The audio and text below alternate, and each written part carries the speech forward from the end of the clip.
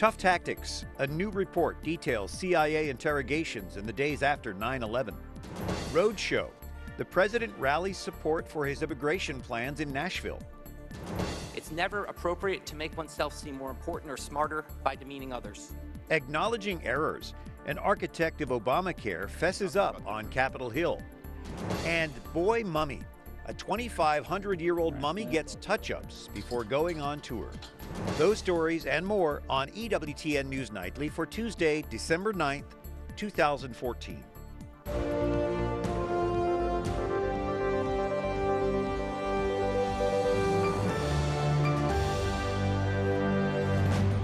Good evening from Washington. Thank you for joining us. I'm Brian Patrick with your news now.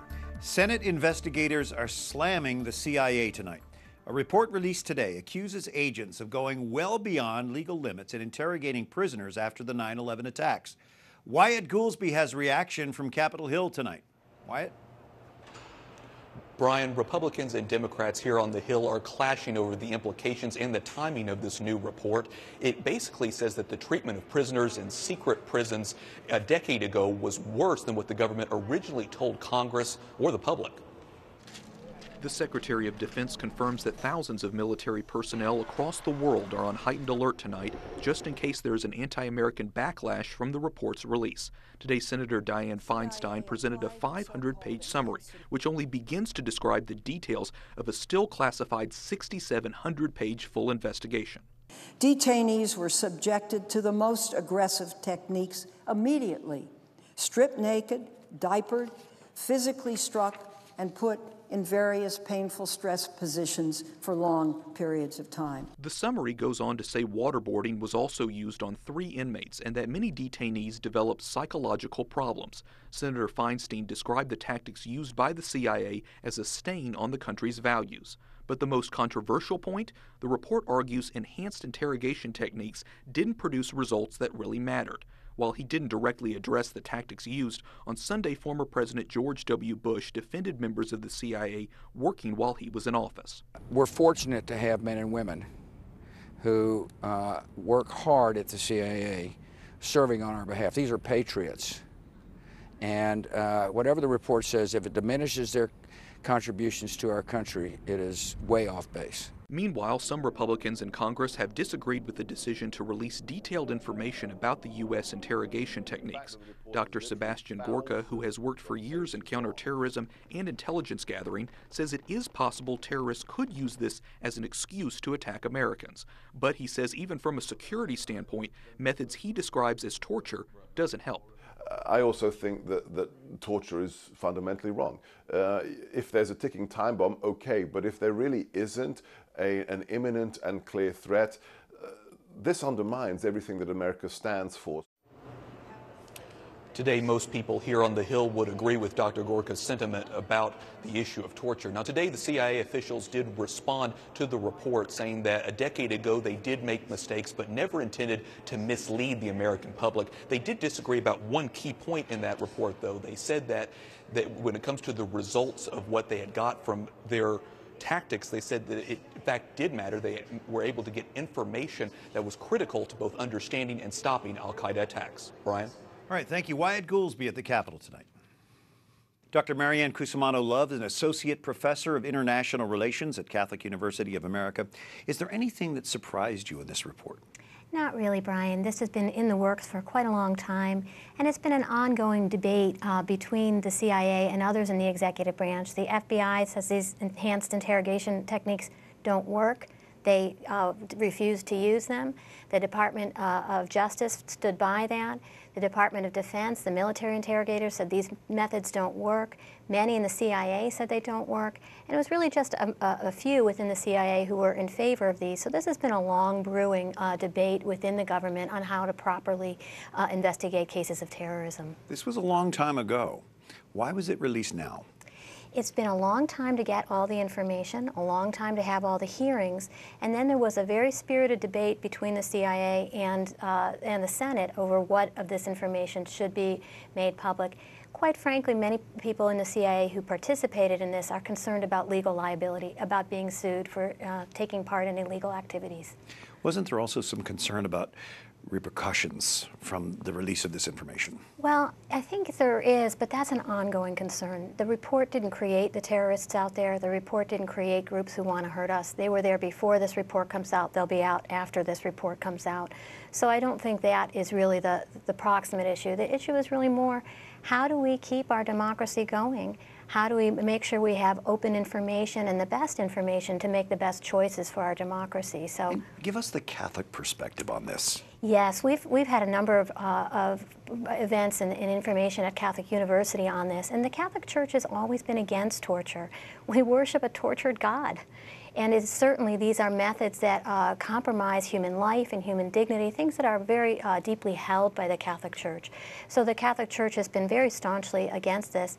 And it's been interesting that one of the lead Army generals who did the first investigation of torture, the General Taguba, is a lifelong Catholic. And he was the one who really was one of the first whistleblowers to say, hey, this is against both our international law, our military law, and it's also against what's ethically and morally correct. Do you think things will change now? You know, we've had experiences like this in the past where having democratic oversight, having the ability to hold our government accountable for its actions have resulted in improvements and reforms. And I think this is one of those moments. We need accurate information to make good choices, and we're trying to hold the checks and balances that our founders gave us together in a modern age. Dr. Maryann Cusimano Love from the Catholic University of America, thank you for being with us. Thank you. Now some of the other stories our EWTN News Nightly team has been covering in today's world. New York City police are identifying the man who was shot dead after stabbing an Israeli student this morning. Police say Calvin Peters stormed into a Brooklyn synagogue, stabbing a 22-year-old student who was studying there. Witnesses report Peters was repeating, "Kill the Jews." The student is in stable condition tonight. Peters was fatally shot as he charged an officer with a knife. New York City police say they're listening to the concerns of religious communities. Given, frankly, the concern that the news of this story may bring to houses of worship around the city, our critical incident response vehicles, which we normally post at sensitive locations, depending on what the threat stream of the day is, will focus on religious institutions in part today. Police reports show Peters had a history of mental illness. He was arrested 19 times since 1982.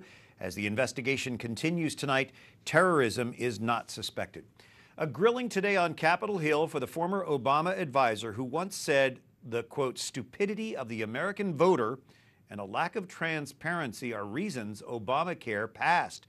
Jason Calvi is here tonight with that story. Brian, some call him the architect of Obamacare, but MIT economist Jonathan Gruber says he isn't. Today, a House committee tore into Gruber about his recently discovered comments on Obamacare. Are you stupid? I don't think so, no. Former Obama administration advisor Jonathan Gruber faces the House Oversight Committee for 4 hours today.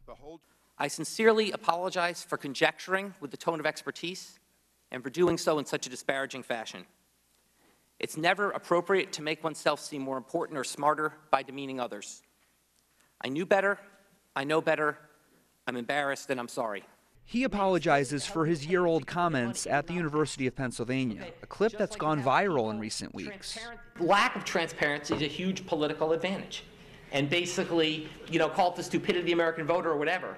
But basically, that was really, really critical to getting the thing to pass. Today, the leading Democrat on the committee joined in the criticism. As far as I can tell, we are here today to beat up on Jonathan Gruber for stupid, I mean absolutely stupid, comments he made over the past few years. They gave the opponents of the ACA a PR gift. Man, you did a great job. You wrapped it up with a bow. Gruber admitted today that he raked in nearly $400,000 for contract work for Health and Human Services.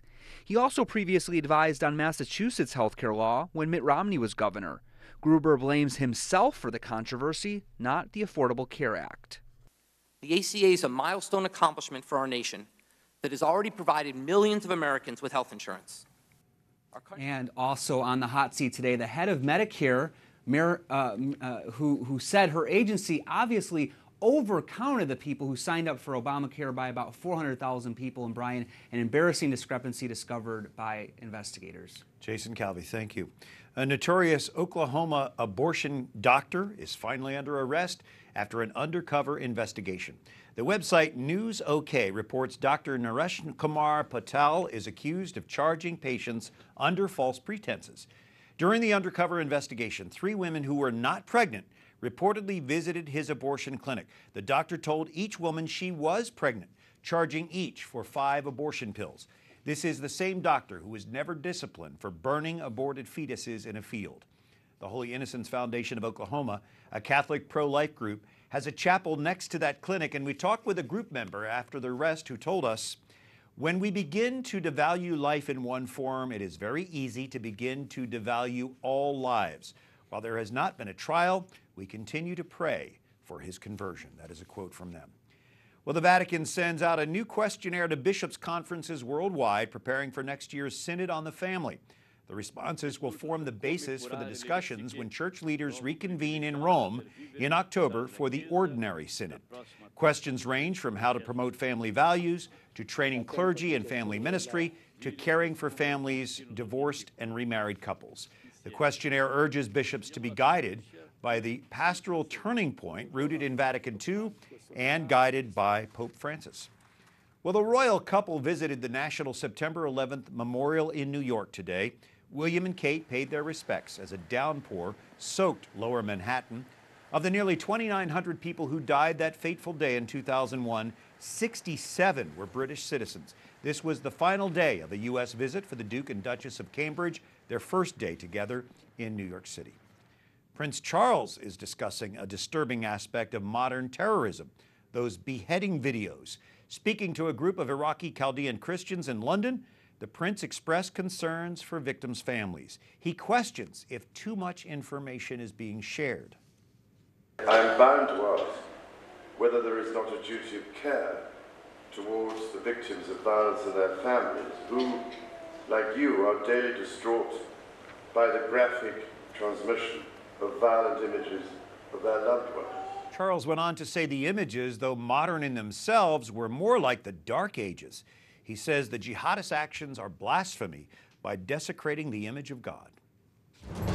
Coming up, the president chooses a friendly audience to pitch his immigration measures, and a new coalition aims to erase capital punishment in America.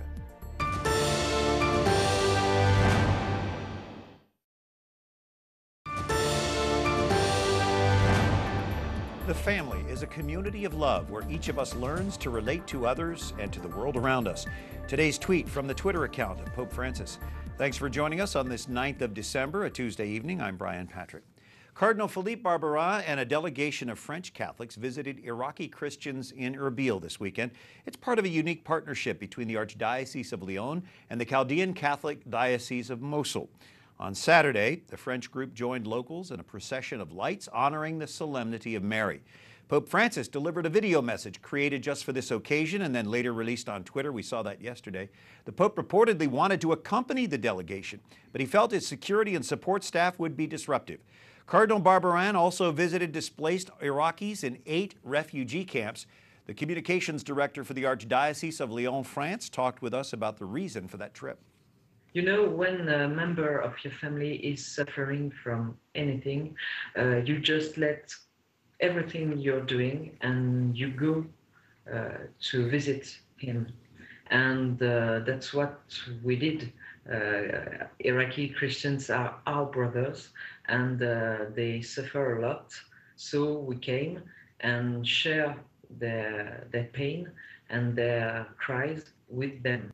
Cardinal Barbarin and Chaldean Patriarch Sacco have become close friends. They connected when the Cardinal visited Iraq last July.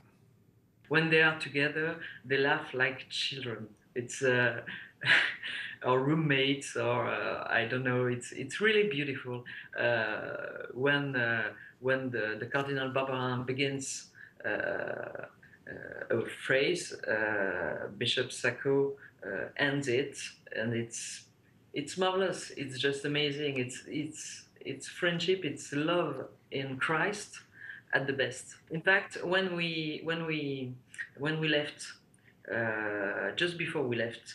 We were in the gardens of the cathedral of Erbil, and all the Lyonnais people, we told Patriarch Sacco goodbye, and we asked him, Father, could you bless us? And he said, yes, of course. So we all went on our knees, and he blessed us. And then we'll get up, and we were about to go, and he told us, no, don't leave, bless me now. And he went in his knees, and we were just, wow. And we put our hands and sing a song to the Holy Spirit to bless him, but it was amazing. Natalia says they were told by many there, even worse than being persecuted is being forgotten. This was the Cardinal's second trip to Iraq this year. Well, the tug of war between the White House and congressional Republicans continues over immigration reform. Chief White House correspondent Suzanne LaFranchi joins us now with details. Suzanne? Well, Brian, with the 113th Congress nearing a close, Republicans in Congress are grappling with the best way to derail the president's executive action on immigration. In the meantime, Mr. Obama has hit the road pushing for Congress to pass its own comprehensive immigration reform. Well, hello, Nashville. The president continued to pitch his executive action to a friendly audience at an immigration community center in Nashville. My priority is not to separate families who've already been living here, but to try to make sure that our borders are secure, to make sure that people come through the right way. Last week, the House declared Obama's new policy null and void, largely a symbolic vote. Now Republicans are threatening to fund the federal government before a Thursday deadline without immigration-related money. The president's busy trying to shop around his illegal and unconstitutional amnesty program. For over 30 years, Dan Stein has been lobbying for comprehensive reform that stops illegal immigration and increases border security. When the president goes to Nashville, he's not talking to the American people. He's not talking to the public at large. He's talking to a narrow group of individuals that he believes will be an important part of the party machinery in the future. The president's action will extend deportation relief and work permits to some 4 million undocumented immigrants, mostly affecting those in the country more than 5 years. In the meantime, we've had, a lot of suffering in our communities. While the Catholic Church does not support open borders, it does believe Christians have a moral duty to point out the broken system. The bishops are supportive of the action, not because we're picking political sides, but because there needs to be something to protect families from being separated. We really need to stop the bleeding there. The United States Conference of Catholic Bishops also says the president's actions are only a first step, and what they really want in the long run is a comprehensive legislative solution. Brian? Suzanne, thank you. And the Supreme Court rules that employers don't have to pay hourly workers for their time spent going through security checks. The unanimous ruling today came after reviewing a complaint against an Amazon contractor. Employees claim they should be paid for their long waits to go through security before they leave the workplace. Workers are checked to make sure they're not leaving with merchandise. The top court says pay is not required because that activity is unrelated to their primary job duties. Up next, the mummified remains of a teenage boy dating back 2,500 years are being prepared for a national tour.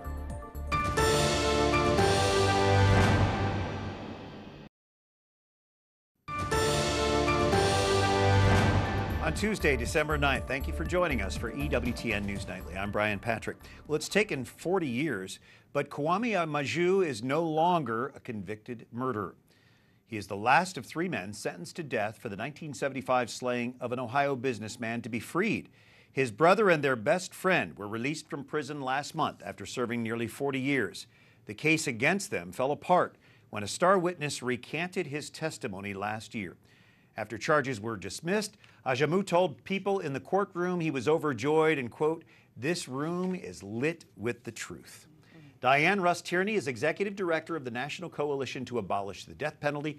Thank you for joining us. Thank you for having me. We just heard this incredible story of one more wrongful conviction. Is this common in our criminal justice system? It is. It's more common than we think. And I think it's just one more reminder that we are fallible human beings, that we make mistakes, and why we can't have a punishment as severe and irreversible as the death penalty.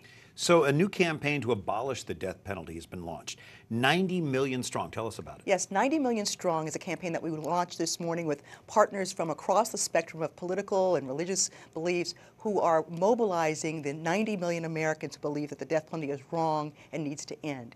And we're going to be joining more and more national organizations to this cause. We're going to be reaching out to people in all walks of life to have them educate the public about how wrong and broken the death penalty is. Americans are divided on a lot of issues. We're united as a country. I wonder if this campaign is actually uniting some that might stand on other issues. I think that's right. I think that's one of the reasons we're so excited. We're seeing people from the conservative point of view, from the pro-life point of view, from the women's movement, all wanting to come together to look at this issue because the death penalty really is inconsistent with our values. It's inconsistent with respect for life. It's inconsistent with respect for the rights of the individual. And it undermines our commitment to the rule of law. And so we really are excited. We had Jim Wallace from Sojourners with us, who is working with evangelical conservatives on this issue, and we're going to be moving forward on this, and we're very excited. It is a pro-life issue. A lot of people don't see it that way, but I think more and more are beginning to see it that way.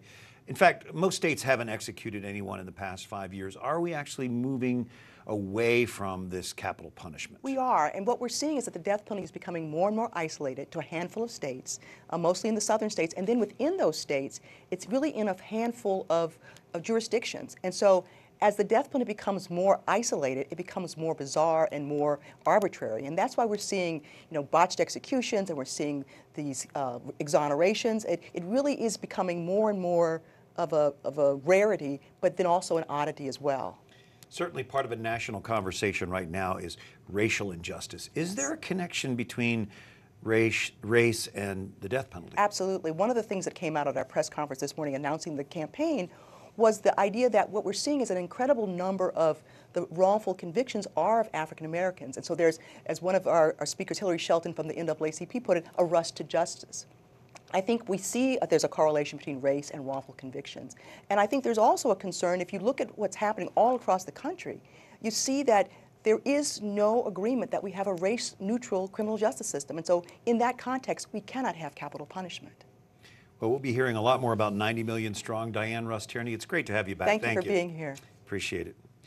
Well, we have new video tonight on that spaceship that could someday take man and women to Mars. The Orion spacecraft, that is Orion spacecraft, was seen in San Diego last night after being recovered from the Pacific Ocean following its historic test flight last week. This unmanned capsule was packed with 1,200 sensors. Flashing back to the pre-shuttle days of Apollo and Gemini, the Navy teamed with NASA on this mission. Really, the Navy's return to manned spaceflight. We haven't done this in almost 40 years, and we're back. And so it's been a real thrill for all of us to do that. So Orion now returns to Cape Canaveral because of budget constraints. It will be another 4 years before the next test flight. And scientists opened the coffin of an Egyptian mummy dating back 2,500 years. Chicago's Field Museum will do some repairs to the mummy before it becomes part of a traveling exhibit. The mummy, named Menerdis, is believed to be a 14-year-old boy, the son of an important priest. Scientists had to fix the burial mask, the shroud, and reconnect detached feet because the mummy is so fragile. One conservator says they have high hopes for the research.